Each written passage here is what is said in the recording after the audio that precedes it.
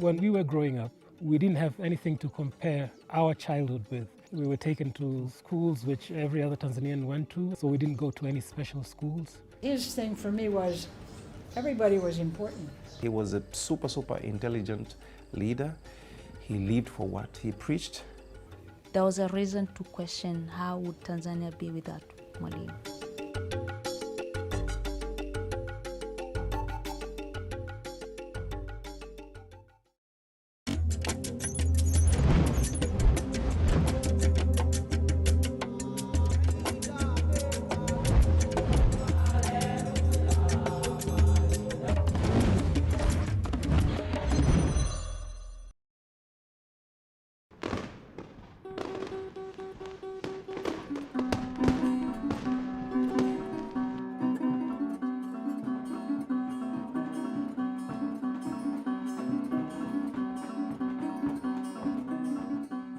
Julius Nyerere was Tanzania's first president.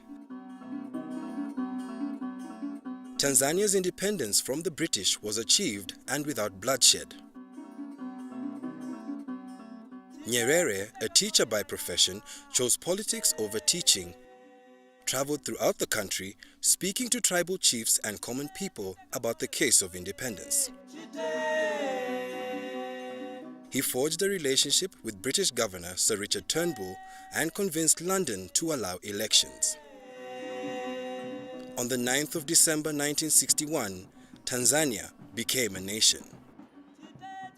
Known as Mwalimu, the Swahili word for teacher, Nyerere had a vision of education and social action that is his legacy.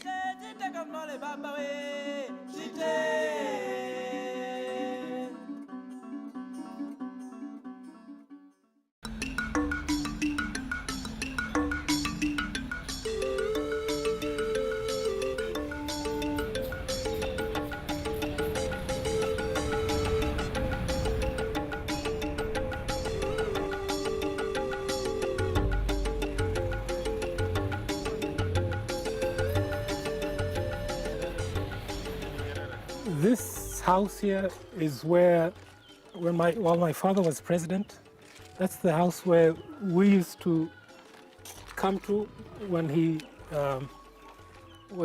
used to spend his end of the year holidays in December. So that's the only house which he owned at that time, apart from the other house he has in Dar es Salaam, which he built through a bank loan. Now, even his colleagues in government, when they saw this house, they felt that it was too small, even for a socialist president. And so they decided to build another house for him on the other side of the village. And that's where, from around the 1980s, where he used to stay.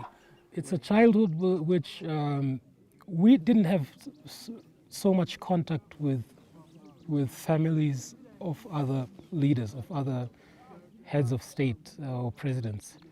I remember the only time that we had contact with another family was with President Kaunda's family.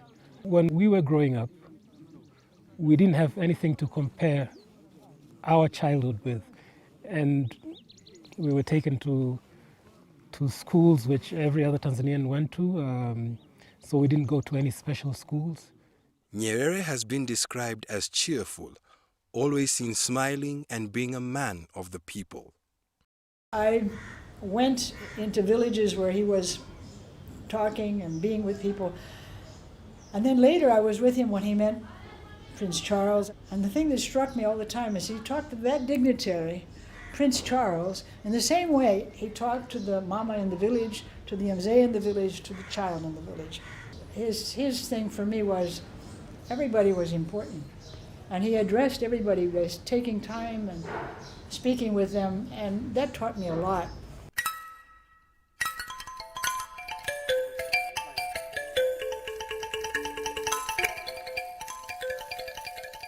This is my father's collection of books. There are all types of subjects. There's a large section on philosophy, We have books on politics, we have autobiographies, we have books on agriculture, on religion, almost everything. There are more than 8,000 books here. And he read a lot of books all the time. And so most of the books in here he actually bought himself. But some of the books were given to him by various authors, and sometimes by individuals who thought he might be interested to read a certain book. And he read almost everything which is in here.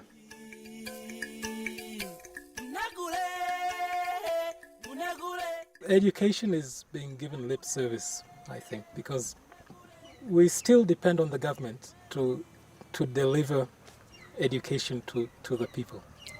But the problem is this: there's emphasis on buildings. So when you travel around the country, you'll see a lot of buildings. There's a primary school, there's a secondary school, but the quality of education does not match the investment which we have in buildings. Before independence, education was not for all in Tanzania. Nyerere put in place an educational policy called Education for Self-Reliance. This was to ensure that as many Tanzanian children from all communities could get equal learning opportunities. The beneficiaries of this education system look back and compare those times to the present. I can say the quality of education, the quality of teachers we had, the quality of knowledge we were being given in primary and secondary school was better than what we are having today. I went to a government school. I attended, all of my education was through government school. It's very strange for us who graduated, went to school in those years to see, kids sitting on the floor. At least everyone had a decent, desk, seat. At least everyone was, had a book. It's news to us that the kids are sharing books now. So everything was almost adequate.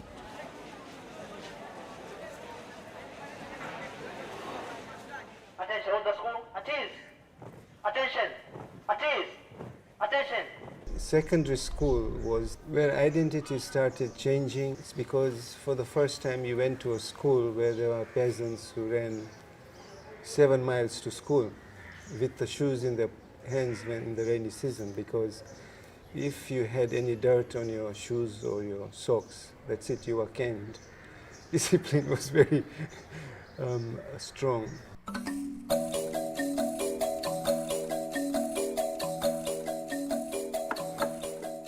Nyerere was a patron of the arts and culture in Tanzania. He supported Sister Jean Pruitt in establishing Nyumba ya Sanaa, a cultural center and art workshop. The center was intended to promote local fine art, and many of Tanzania's leading artists began their careers there.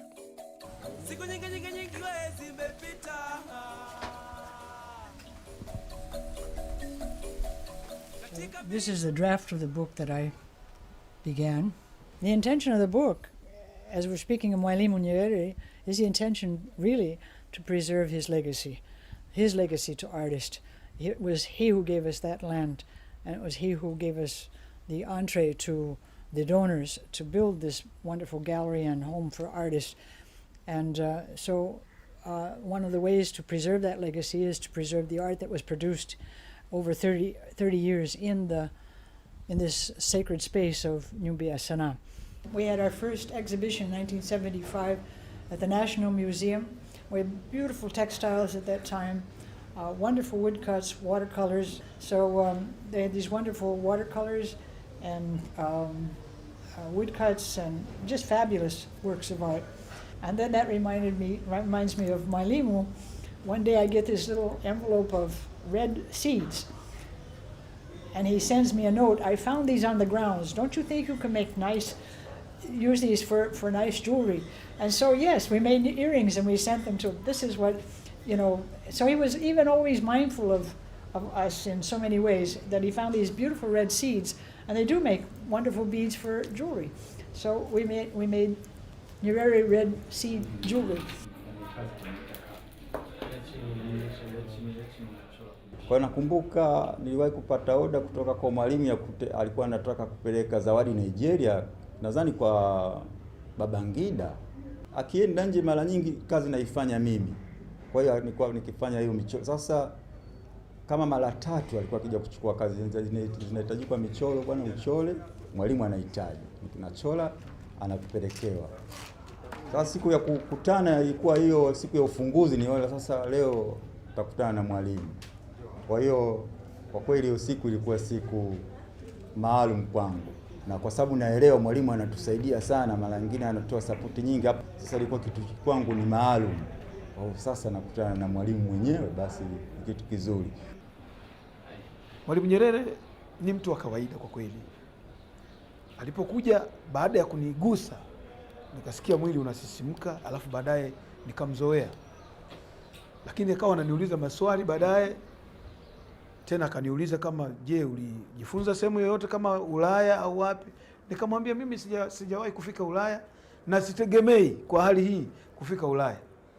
Lakini alitamka pale pale Mwalimu Nyerere kwamba kama hujapita Ulaya, sasa ni wakati wako. Kwa ujuzi kama huu utapita kila mara Ulaya. Kweli milango ilifunguka na ndio mwanzo wa kuanza sasa kwenda Ulaya baada ya tamko lake. Kwa kweli niliona ni miujiza mikubwa sana. Alizungumza alafu baadaye ilikuwa vile. Nimekwenda Ulaya mpaka safari nikachukia kwamba naenda Ulaya leo, wanapanga nenda Ulaya. Nikasema naenda kule kule. Kwa kweli ilikuwa ni miujiza mikubwa sana. Alafu kila mara nikienda Ulaya, nikiwa Ulaya nakumbuka sauti ya Mwalimu Nyerere. Kila nikienda Ulaya nakumbuka sauti ya Mwalimu Nyerere.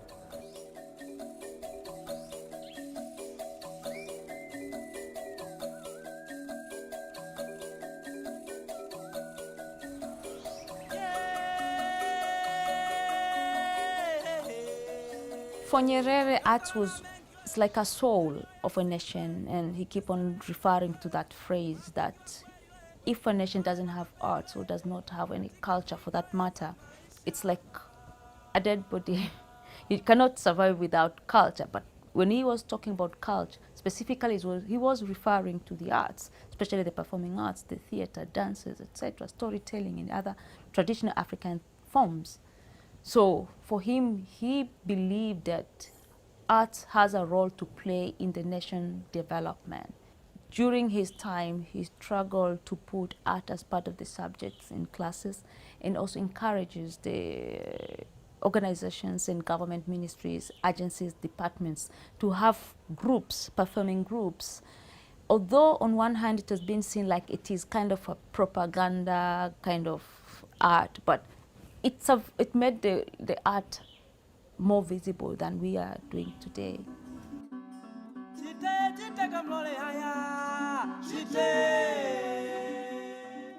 As the nation's first president, Julius Nyerere implemented an economic program that many labeled socialist. He introduced a policy of collectivization in the country's agricultural system known as ujamaa or familyhood. We had to take measures to stop famine. Actually, people are not dying. People have not died of starvation in Tanzania since we took over. They were dying before we took over. Nyerere aimed to make people return to their traditional modes of life before British colonial influences. First and foremost, the peasant,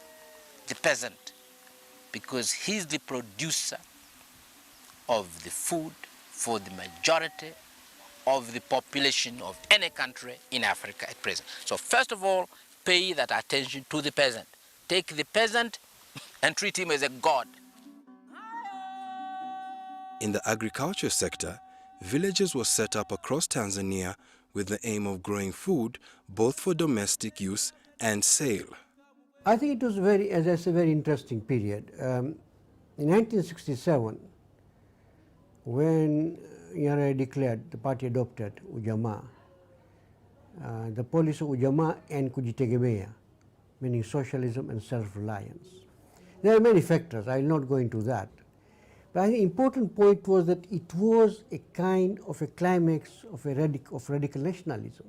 And people who talk about this nonsense about the the socialism failing. They talk a lot of rubbish. There's no proof. It's something they've read, and they say Tanzania is socialist. Tanzania has problems about food. Therefore, it must be because they are socialist that they have problems about food. But I'm telling you, in the meantime, the best farms in Tanzania, in the production of wheat, or in the production of maize, or in the production of rice, are state-run. Rumor had it that we had deliberately refused to import things so that we can, improve our local production. That was one of the reasons. So nobody used to complain. You will never hear anyone complaining about the leadership then. We knew whatever we were going through, it's because it's for the better. Had we not been socialist, we would have collapsed. You just simply go around and discover that had we not been socialist, had we not been following the policies which we announced in 1967, we would have collapsed.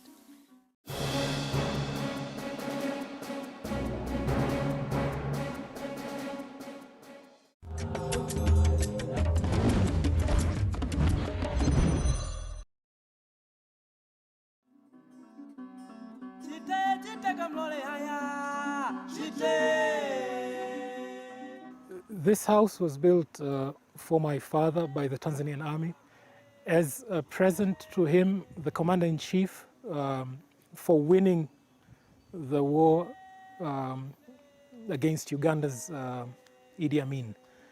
That was in 1979. The Uganda War was fought between Uganda and Tanzania in 1978 to 1979. After Amin seized power in a military coup in 1971, Nyerere offered safety to Uganda's ousted president, Milton Obote. Amin blamed Nyerere for backing and arming his enemies.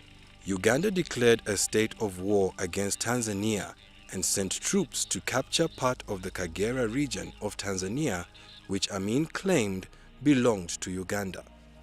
And then came this invasion of Kagera. Amin claiming certain parts of Tanganyika. So long as he was simply talking that in the speeches, it was fine, it could be answered. But then he actually moved his troops. Now that is where Mwalimu had to take a position, okay, and prepare to defend the territorial integrity of the country. And that is how the war broke out. Nyerere mobilized the Tanzanian People's Defense Forces and counterattacked. In a few weeks, the Tanzanian army was expanded from less than 40,000 troops to over 100,000. The Ugandan army retreated steadily. The effect of that war on the country, was enormous. Economically, it was enormous. It was a turning point in many ways, from which we could not easily recover. Now, that accompanied by the economic crisis, the war and then the overall international economic crisis, is when we then began to get into real problems. And the last 5 years of Mwalimu, from 1980 to 85, were very bad for Tanzania, economically speaking. For when President Nelson Mandela took his seat to represent a non-racial, post-apartheid, democratic South Africa, the final objective, the first objective of the founding fathers had been achieved. Our continent had been totally liberated from colonialism and racial minority rule. A die-hard supporter of African liberation, Nyerere welcomed freedom fighters from all over the continent into Tanzania in the 1960s and 70s. Nyerere, along with other Pan-Africanist leaders, founded the Organization of African Unity in 1963. Nyerere supported several militant groups active in Africa. The whole of 60s, all over Africa, it was the nationalist period, the liberation movements, because some countries had not yet obtained their independence, the southern African countries. And one of the important positions of the OAU, which actually Mwalimu pushed, was the liberation of the whole of Africa, the end of colonialism. The high mark would be the Lusaka Manifesto, of 1968, where the countries of the region, declared why they had to opt for armed struggle. This struggle for freedom lasted for 30 years, from the inception of the Organization of African Unity in 1963 to the independence of South Africa in 1994.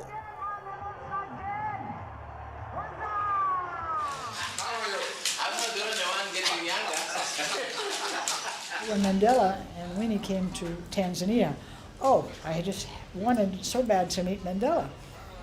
And of course, Mwalimu knew this.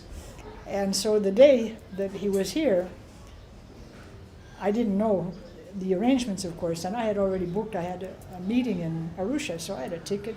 I was on the way out of my door, and here's a State House car coming to pick me up to go and meet Mandela. And I couldn't go because I had this commitment. So I was so sad because I had to go. I just couldn't keep this commitment. So when I got back, I got this call from Mwalimu, and he says, "Come to my house for dinner." So I went to his house, and he says, "Since you miss Mandela, you can sit with me and we can watch Mandela."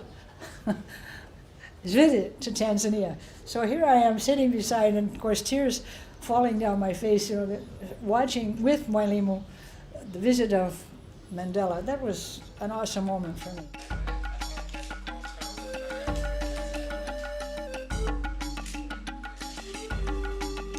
Nyerere became the first chairman of the Frontline States, and in 1976 he invited other prominent leaders to Tanzania for talks he hoped would lead to majority rule for white minority-run Rhodesia.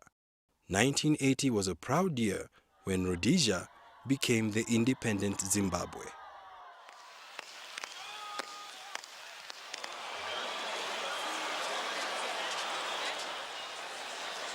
Namibia too fought hard to free itself from the clutches of South Africa, and Nyerere vowed to help.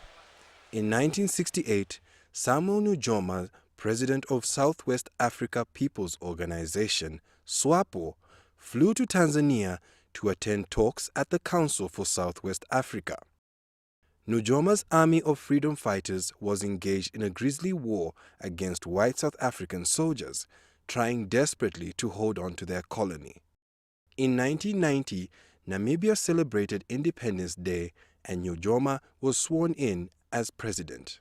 I have claimed that the third world does exist and has a meaning which can be used for the betterment of the masses of poor people in the world. Nyerere once said, "Without unity, there is no future for Africa." Through his role in the liberation of African states, he stood true to these words. My warning to our people is directed at both ends. Never be complacent. Always examine yourself. Can't you do better? Couldn't you do better?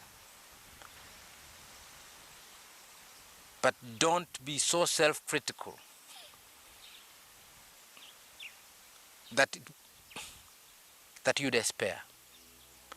Despair is the unforgivable sin.